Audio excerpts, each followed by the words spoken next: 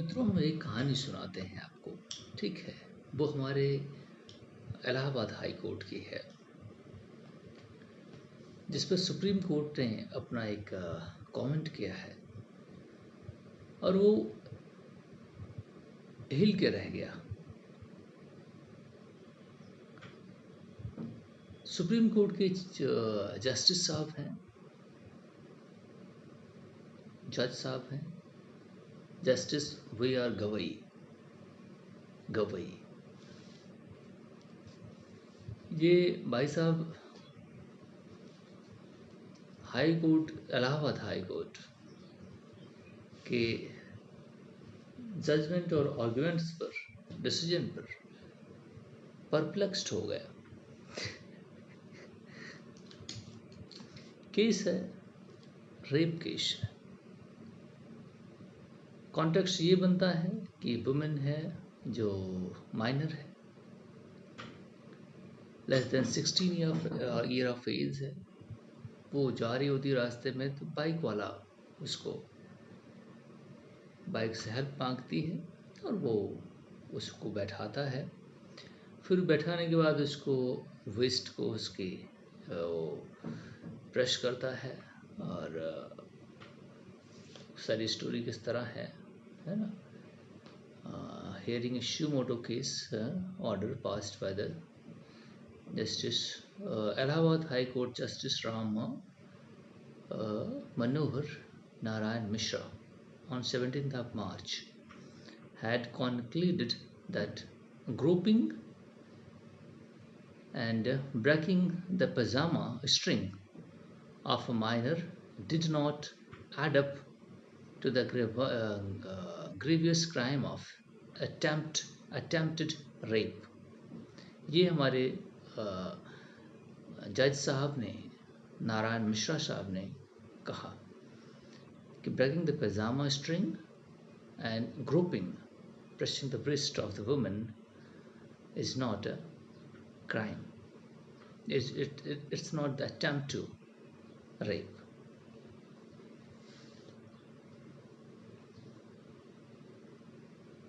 और फिर supreme court के जो जज साहब हैं वो इरिटेट हो गए।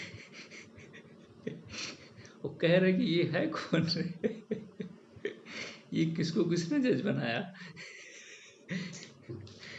ये कहाँ से आते हैं? ये कहाँ से आते हैं? ये लोग कौन है? ये किसने इनको जज बनाया? What is happening is in this court? भाई इस कोर्ट में हो क्या रहा है? सुप्रीम कोर्ट के जज गवई साहब कह रहे हैं कि इलाहाबाद हाई कोर्ट में ये हो क्या रहा है? What is happening in this court? And why make all these observations? ये ऑब्जर्वेशन करने की क्या जरूरत है? जस्टिस गवाई ने कहा, one has to be very careful with these cases which are so sensitive. ऐसे केसेस हैं जो इतना सेंसिटिव हैं, you have to be very careful. हम आपको केयरफुल होना चाहिए because these are the very much public concerns. Justice should not only be done. वो आगे गवई साहब कहते हैं कि justice should not only be done but seems to be done. वो दिखना भी चाहिए, है ना? What will be common man perceive from these remarks?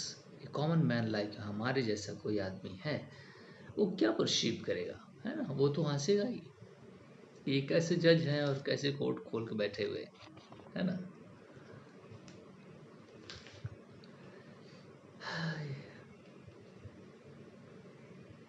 जिस पर सुप्रीम कोर्ट ने शिमोटो कॉग्निजेंस लिया है, ये बड़ी इंपॉर्टेंट चीज़ नहीं है, क्योंकि आखिर बर्दाश्त के बाहर जो हो जाता है। The bench adjourned the Shimoto case, noting that service of the pleadings among the parties was incomplete. On 17th of March, Justice Mishra had said the two accused could at best be charged with lesser offense of outraging the modesty वो justice Mishra साहब जो हैं इलाहाबाद के जो हैं high court के जज साहब, उन्होंने कहा कि ये जो केस है इसको रेप का ना बना करके इसको मॉडेस्टी को लो थोड़ा सा आउटरीच ऑफ मॉडेस्टी बना देना चाहिए, रादर देन कि आपने उसको रेप केस बनाया है, ठीक है, of a children and breaking her pyjama strings, okay. तो ये है मॉडेस्टी का केस बनाना चाहिए जिसमें सजाएं कम हो, थोड़ा सा चीज़ें हों, है ना। According to the prosecution version, the Jew had given the victim a lift on his bike, okay, grabbed her wrists, broke the string of her pajama, and tried to drag her beneath the culvert. Before they fled, when passerby spotted. जब ये सारी घटनाएं वो दो लड़के लौंडे जो थे उस माइनर गर्ल के साथ ये इंसिडेंट कर रहे थे, तब कोई पाशर बाई पास से गुजरा जिसकी वजह से उन्होंने उसको फिर सीन जो है वो कुछ और बन गई, ठीक है। The action in question committed with her.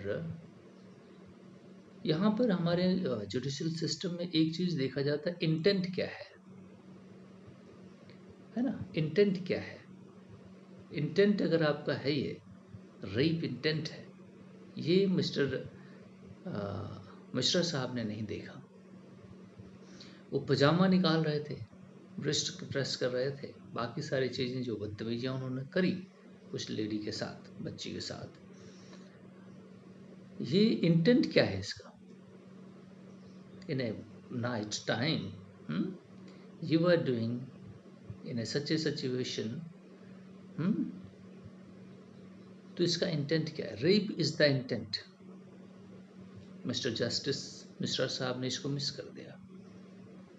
अब बताइए, हाई कोर्ट ये कॉन्स्टिट्यूशनल कोर्ट्स हैं, हाई कोर्ट जो है ये कॉन्स्टिट्यूशनल कोर्ट्स हैं माय फ्रेंड।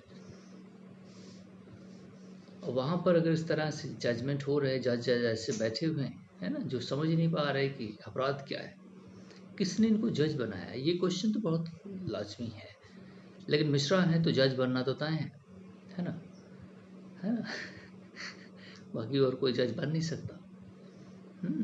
तो मिश्रा साहब हैं तो जज बनना तो इनको पता है। क्वालिफिकेशन सबसे ज़्यादा तो यही है ना।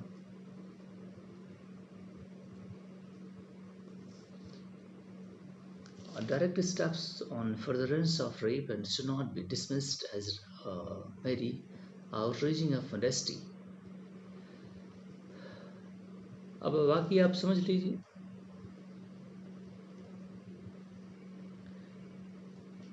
इनह्यूमन, सुप्रीम कोर्ट ने आगे बोलते हुए कहा, in late March had stayed the Allahabad high court order. जब ये केस सुप्रीम कोर्ट को गया तो सुप्रीम कोर्ट ने हाई कोर्ट के ऑर्डर को स्टे कर दिया, okay, and calling it totally insensitive. जज को वो कह रहे हैं कि जज जो है वो इनसेंसिटिव डिसीजन लिया है, इनह्यूमन डिसीजन लिया है। पता ये कोर्ट खोले हुए हैं, तो वो टाई पहन के बैठते भी हैं, है ना, और ड्रामा जो रचाते हैं जज बनने का, ये इनह्यूमन है। किसी कोई अपर कोर्ट लोअर कोर्ट को इनह्यूमन डिसीजन बता दे, है ना, उस जज को वो इनह्यूमन कह रहे, and unknown to the tenets of the law, मतलब इसको कुछ नहीं आता है। ये इनह्यूमन है, इसका जो माइंड है जज का, है ना, वो इनह्यूमन है, इनसेंसिटिव भी है, और इसको कानून की कुछ भी नहीं आता, है ना। इसका यही मतलब हुआ कि unknown to the tenets of the law, इसको कुछ भी नहीं आता, ये हमारे जैसे है ना। लेकिन ये कोट पहन के, टाई पहन के और अपने जाति की वजह से जज बना हुआ है। 3 कंपोनेंट इसके पास हैं, बाकी इसकी कोई क्वालिफिकेशन नहीं है। क्या नाम है इसका, जस्टिस राम मनोहर नारायण मिश्रा। आप समझ रहे हैं? नारायण भी लगाया हुआ है और मिश्रा भी है। मिश्रा ही होना बहुत बड़ी बात है, बाकी तो सब जो है वो तो है ही है ना। इस जाति की सुप्रीमेसी है भारत में, है ना। लेकिन अब ये जज साहब गवाही साहब हैं और सुप्रीम कोर्ट के, इन्होंने उसको कहा कि इसको कुछ आता ही नहीं है और ये इनह्यूमन भी और इनसेंसिटिव भी है ना। तो बाकी आप लोग ऐड कर लीजिए कि बाकी क्या कहना चाहता हूँ। कौन इनको जज बना रहा है, कौन प्रमोशन दे करके इनको यहाँ तक ला रहा है। और कौन अब यही चीफ जस्टिस बनेंगे इलाहाबाद हाई कोर्ट के? ऐसी भी बात नहीं, मिश्रा होना ही क्वालिफिकेशन काफ़ी है ना। अब इनको तो तुरंत ही बना देना चाहिए चीफ जस्टिस। समझ में आ रहा है आपको इलाहाबाद हाई कोर्ट का? और दुर्भाग्य है कि भारत की जुडिशरी इस तरह है, कोई कभी किसी घर में तमाम सारे पैसे मिल रहे हैं, कोई इनह्यूमन डिसीजन दे रहा है। एक तो वहाँ से यादव निकला था इलाहाबाद हाई कोर्ट से ही, है ना। कोई यादव था, वो कह रहा था कि ये country will be ruled by the majority, minorities को कोई राइट नहीं है, फलाना ढिमकाना, तमाम सारी बातें। तो उस पर भी सुप्रीम कोर्ट ने कॉग्निजेंस लिया, है ना। ऐसे से जज बन रहे हैं कि लगता ही नहीं कि कभी ये स्कूल भी गए हैं। लेकिन अब जज हैं। और सबसे ज़्यादा जातिगत सुप्रीमेसी है भारत के अंदर, और इनके दिमाग में भी है ये, है ना। ये इनके एटीट्यूड और इनके दिमाग में ये भरा हुआ है कि हम जाति में सुप्रीम हैं। और आजकल जो गवर्नेंस है, प्रमोशन है, ये सब जाति के आधार पर होता है ना। फिर से वही सिस्टम बनाने की कोशिश की जा रही है ना देश के अंदर। हिंदुइज्म का जो, हिंदुइज्म नहीं, ब्राह्मणिज्म का कॉन्सेप्ट तैयार किया जाएगा, ब्राह्मण सुप्रीमेसी फिर से आएगी, है ना। और हम सब थर्ड क्लास सिटीजन फिर से बन जाएंगे, हम सर्व करेंगे, है ना। ये दुर्भाग्यपूर्ण स्थिति में देश जा रहा है ना। जो हमें नहीं कहना चाहिए लेकिन हम कह रहे हैं। बहुत बुरा हो रहा है देश में अब, आप समझ रहे हैं? देश में बहुत बुरा हो रहा है और इसके परिणाम बड़े भयानक होंगे। और हम सभी फिर से वो नालियां साफ करते मिलेंगे। हमारा ये फिर से हमारे जो अधिकार है ना, उसको सेट असाइड किया जा रहा है। मैं बार बार ये बात कहने में चूकता नहीं हूँ, क्योंकि एक सेटअप ऑलरेडी बना हुआ है। केवल और केवल इसको फिर से रिजिड बनाने की ज़रूरत है। फिर से उसको एक्सरसाइज में ले आने की ज़रूरत है। सेटअप तो ऑलरेडी बना हुआ है ना।